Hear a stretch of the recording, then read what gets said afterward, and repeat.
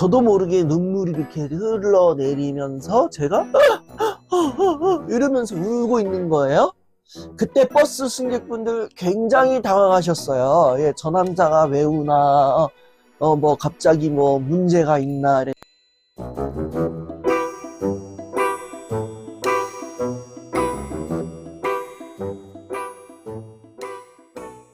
안녕하세요. 저는 여고생입니다. 3주 전쯤부터 특별한 이유 없이 눈물이 납니다. 밥을 먹다가도, 숙제를 하다가도, 그냥 누워있다가도 갑자기 울게 됩니다. 슬퍼서 우는 것 같지는 않습니다. 감정이 크게 요동치는 느낌도 아니고 하루 종일 비슷하고 건조한 기분입니다. 그런데 울고 나면 마음이 더 아파집니다. 몇 달 전부터 불안감이 조금 커지긴 했지만 갑자기 눈물이 나는 것과 직접적인 관련이 있는지는 모르겠습니다. 왜 그런지 모르겠고 솔직히 너무 힘듭니다. 제가 이 눈물에 일가견이 있는 사람입니다. 제가 대학원을 다녔을 때요. 저는 이제 자가용이 없어서 대학원을 이제 대중교통으로 통학을 했는데 여러분들 다 그러실 거예요. 버스나 지하철 같은 거 타면은 다 휴대폰을 하잖아요. 뭐 유튜브를 본다거나 이북을 본다거나 아니면 못 봤던 드라마들을 이제 정주행을 한다거나 뭐 그러실 거예요. 근데 저는 버스에서 그런 휴대폰 영상 보고 뭐 게임하고 뭐 책을 읽고 그러면은 멀미가 나더라고요. 그래서 버스로 이동하는 만큼은 내가 음악을 들으면서 가자.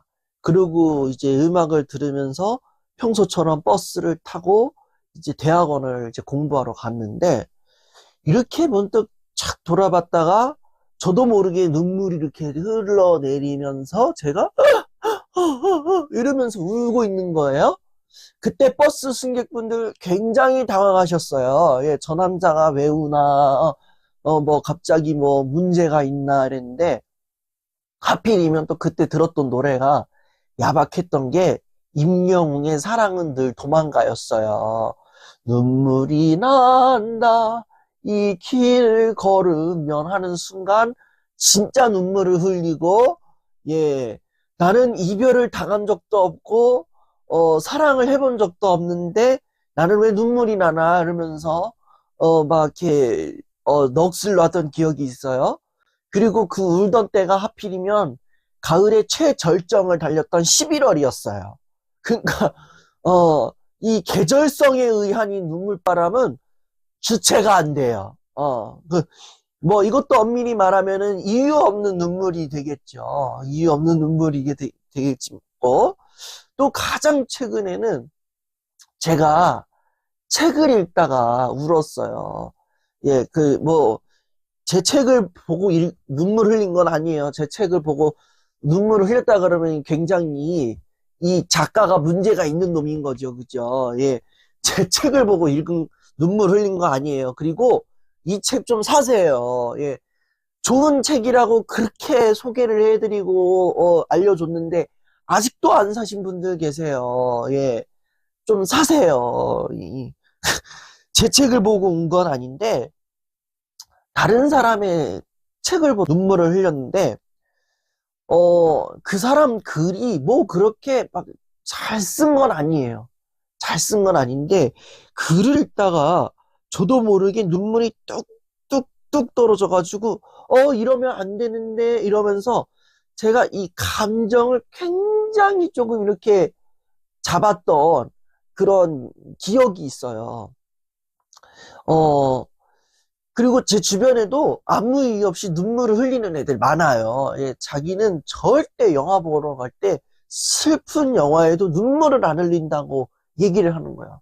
그래서, 그래. 이랬는데, 제 입장에서는 눈물이 안 나는 장면이었어요. 근데 옆에 있는 그 친구가 정말 뭐 갑자기, 이러면서 눈물을 흘리고 울고 있는 거예요. 그래서 이유 없이 왜 울고 있지? 이러면서 좀 되게, 의아했던 그런, 기억이 있어요. 그래서 그 뒤로는 제가 그 친구랑 영화를 보러 가지 않아요. 하여튼, 눈물의 일가견이 좀 있어요, 제가. 어, 특별한 이유 없이 눈물이 난다. 내 일상은 감정이 크게 요동치는 것도 아니고, 항상 똑같은 일상의 연속이고, 내 감정도 무미건조한 감정의 연속이다. 이렇게 얘기를 하는 거예요. 그런데 그러면서 눈물이 왜 날까요? 요게 이제 핵심 질문인데, 이 눈물이 난다라는 이 의미는 뭐냐? 내가 나도 모르게 울고 있다라는 이 의미는 뭐냐면은, 감정이 보내고 있는 사인인 거예요. 감정이 보내고 있는 사인인 거예요. 자, 우리 감정에도 빙산의 일각이라는 게 존재해요.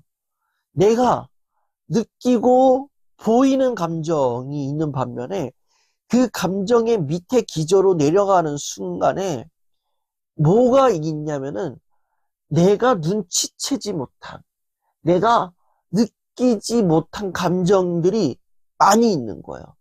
지금 내 눈앞에 보이는 감정들은 정말 무미건조하고 똑같은 일상의 연속, 지루하지 않는 평온한 감정만 보였다는 거예요. 근데 이 밑을 내려다 봤을 때에 여기에 내가 보지 못한 그 감정들, 우울하고 슬프고 불안하고 뭐 여러 가지 송송송송 박혀있는 이 감정들이 복합적으로 내가 보이지 않는 그 영역 밑에 바닥에 다 깔려 있는 거예요. 눈물을 흘리고 있다라는 거는 우리가 보통 울고 있다, 눈물이 난다는 거는 슬픔의 감정에서 비롯돼서 나오는 거잖아요. 눈물을 흘려. 지금 내 마음에 보이지 않는 감정은 지금 굉장히 슬픈 상황인 거예요. 그래서 슬픈 상황인데 내가 눈치를 못 채. 그래서 좀 눈치챘으면 좋겠다는 마음에서 슬픔이 너 지금 슬픈 상황이야 이러면서 계속 문을 두들기고 있는 거예요. 그 신호에 의해서 내가 눈물을 흘리고 있는 거예요. 그 신호에 의한 표현이 눈물인 거예요. 여기에서 그럼 우리는 한 가지 질문을 던지게 되는 거예요. 그러면 왜 우리는 느끼지 못하는 감정들이 이렇게 많아요? 이런 거예요. 두 가지의 경우가 있어요. 첫 번째 경우는 뭐냐? 내가 진짜 감정을 못 느끼는 거예요. 왜? 보이는 영역의 비중이, 보이는 이 영역의 감정의 빵이 커 보이는 거예요. 일상이 똑같음의 연속이고 무미건조한 감정, 내 보이는 이 감정에 무미건조하다라는 이 감정이 100%의 지분을 차지하고 있는 거예요. 뭐 이 지점에서 만약에 뭐 단 1%라도 슬픔의 감정이 튀어 올라왔다면 지금 내가 슬픈 상황이 다가오고 있는 건가? 내가 지금 왜 이런 감정이 오는 거지? 내가 지금 뭐 때문에 슬퍼질라 그러지? 이런 거를 느낀단 말이에요. 근데 이 무미건조함의 감정이 100이니까 내가 지금 슬픈 건지 안 슬픈 건지 모르는 거예요. 그냥 무던하게 그냥 흘러가는 거예요. 그래서 이 슬픔의 감정이 지금 노크를 계속 보내고만 있는 건 상황인 거죠. 그리고 두 번째 경우는 뭐냐? 내가 슬픈 거 알아요. 내 보이는 감정의 영역에 나 슬퍼 하고 딱 이렇게 올라온 거예요. 그 빙산이 딱 뜬 거예요. 근데 내가 이 슬픔의 감정을 인정하고 싶지 않은 거예요. 내가 이 슬픔을 인정하는 순간 내가 진짜 슬픈 사람이 되고 지금 내가 어떤 큰 중요한 일을 앞두고 있는데 이 지점에서 슬퍼지면 주변 사람들이 나를 이상하게 볼 것 같아서 내가 이 감정을 안 보고 싶은 거예요. 그래서 이 슬픈 감정이라는 이 빙산을 계속 누르는 거예요. 누르는 거예요. 나 안 슬프거든 이러면서 누르는 거예요. 근데 이 감정이 누르면 누를수록 이 감정이 뭐 사라집니까? 뭐 얘가 뭐 두더지 잡기예요? 뭐 두더지 막 이렇게 뿅 때리면 알았어 안 나올게 안 할게 이러고 어딘가에 멀리 숨어서 안 나오다가 또 튀어나오잖아요. 예.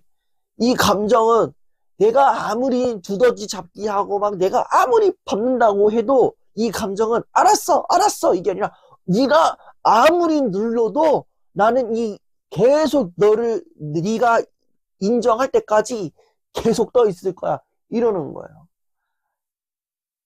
그래서 이 감정을 계속 누르고 그러다 보니까 결국에는 내가 봤을 때는 이 감정이 안 보이는 거지만 밑바닥 기저에서는 이 감정이 네가 슬픔을 몰라? 그래 나 계속 너 슬프다는 걸 인식시켜 주겠어 하면서 신호를 또 보내는 거일 수도 있는 거죠. 이런 두 가지 요인이 있는 거예요. 우리 사람들 보면요. 이 감정을 뭐 표현하는 것도 못하는 거지만 감정에 대해서 인정하는 것도 못하는 것 같아요. 내가 지금 분명히 슬픈 감정이거든요. 진짜 슬퍼요. 슬픈 상황이 와가지고 내가 지금 슬픈 건데 혼자서 슬퍼하면 안 돼. 이 지점에서 울면 안 돼. 지금 사람들 보는 눈 많아. 내가 슬프다고 인정하는 순간 나 진짜 멘탈 약한 인간으로 인지되는 거야. 이러면 안 돼. 이러면서 내 감정을 참아버려요. 밀어버려요. 제가 친구랑 여행을 하고 있었어요. 이제 친구랑 여행을 하고 있는데 이제 이 친구랑 이제 대화를 하다가 이 얘기를 들었어요. 나도 모르게 눈물이 막 나고 나도 모르게 막 숨이 막 막힐 때가 있다. 뭔가 답답할 때가 있다. 이런 얘기를 하는 거예요. 그리고 이 뒤에서 하는 한 문장 도대체 이게 무슨 감정인지 모르겠다라고 얘기를 하는 거야. 그래서 너무 놀래서 눈물을 흘리는데 뭔 감정인지 모른다고? 어? 숨이 막혔는데 뭔 감정인지 모른다고? 눈물이 났다는 거는 내가 지금 굉장히 슬픈 상황에 있다라는 거고 숨이 막혔다라는 건 지금 내가 불안하다는 건데 너 무슨 일 있는 거 아니지? 그랬더니 무슨 일이 없대요. 별일이 아니래요. 그래서 아니 별일이 아닌데 왜 가만히 있다가 눈물을 흘리고 왜 가만히 있다가 숨이 막혀? 이랬더니 이제 그때 이제 자기 얘기를 쭉 하는 거예요. 얘기를 듣다 보니까 별일이 아닌 게 아니에요. 별일이었어요. 예. 뭐 자기가 일하는 곳에서 뭐 같이 일하는 사람이 지속적으로 자기를 괴롭혔다. 그러면서 이제 내가 여기에서 일을 하는 게 맞나 아닌가 이런 생각도 들게 되더라. 얘기를 하는데 그 얘기를 듣는데 저는 좀 굉장히 이 부분에서 애가 불쌍하고 제가 역으로 화가 나고 불안하고 속상하고 그러더라고요. 예. 그 제가 그 얘기를 했어요. 내가 이 얘기를 들어도 지금 굉장히 속상하고 슬픈데 답답한데 불안한데 너는 어떻게 이거를 꾹 참고 있었냐 라고 얘기를 했더니 이제서야 약간 고해성사처럼 하는 얘기가 내가 슬픈 거 알아. 내가 불안한 거 알아. 근데 내가 슬프다고 인정하는 순간 나를 괴롭힌 사람들에게 밉보이는 짓을 하는 것 같고 내가 무너질 것 같아. 불안하다고 인정하는 순간 내가 진짜 나약한 인간이 될 것 같았어. 그래서 이 감정들을 내가 참으려고 눌렀어. 라고 얘기를 하는 거예요. 여러분, 감정을 참는다고 해가지고 이 감정이 소거되지 않아요. 이 감정은 다시 내 눈에 보이는 수면 위로 올라올 타이밍을 또 기다리고 있는 거예요. 혹시 몰라요. 내가 이 감정을 보기 싫어서 내가 진짜 눈에 보이지 않는 영역 깊은 곳까지 내려놨는데 이 감정이 다시 조금씩 둥둥둥둥 떠오르고 있을 수도 있어요. 그리고 감정 표현을 하는 것도 마찬가지예요.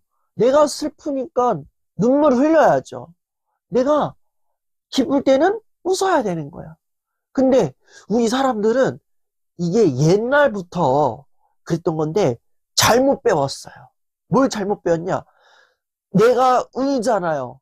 그러면은 그래 너 많이 속상하구나. 너 너무 슬프구나. 이런 거를 인정해주는 무드가 아니었어요. 내가 너 울어요. 남자분들 같은 경우는 눈물을 흘려 막 울어요. 그러면 사내 자식이 왜 울어? 어? 이 사내 자식이 말이야.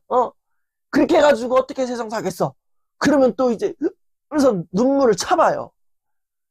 이게 오래 지속이 돼요. 그러면은 감정 표현을 못 해요. 내가 슬퍼도 눈물이 안 나.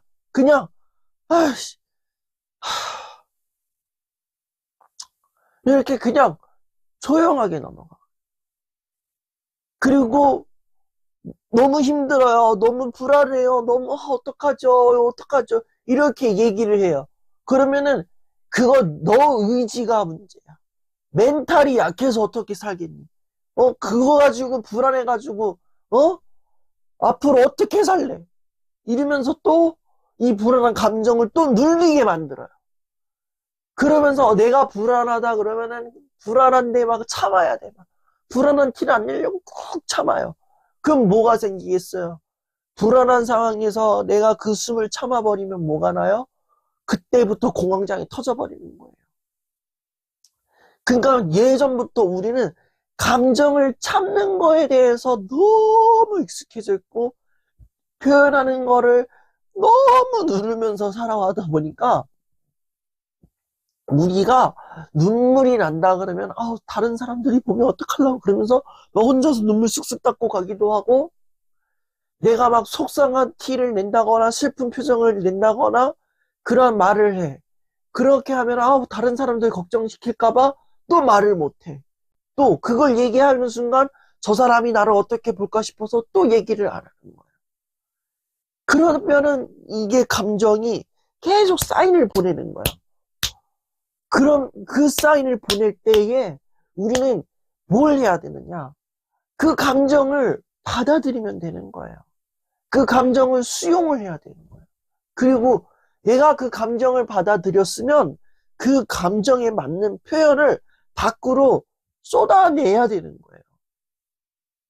이 감정 표현이 물동이에요, 물동이. 물에 딱 있는 양동인데, 우리가 내 감정에, 라는 그 양동이에 내가 물을 펐어요. 그래가지고 이 물동이가 가득 찼어요.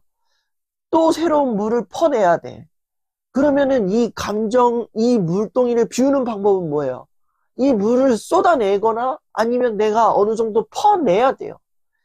자, 슬픔이라는 물이 차여 있어요. 이 슬픔이라는 감정의 물을 비워내야 돼. 여기다가 내가 기쁨이라는 감정의 물을 넣고 싶어. 슬픔이라는 물을 퍼내기 위해서 뭘 해야 돼요? 이거를 쏟아내야 되는 거예요. 그러면은 이걸 쏟아내는 방법은 뭐가 되겠어요? 내가 표현을 하는 거예요.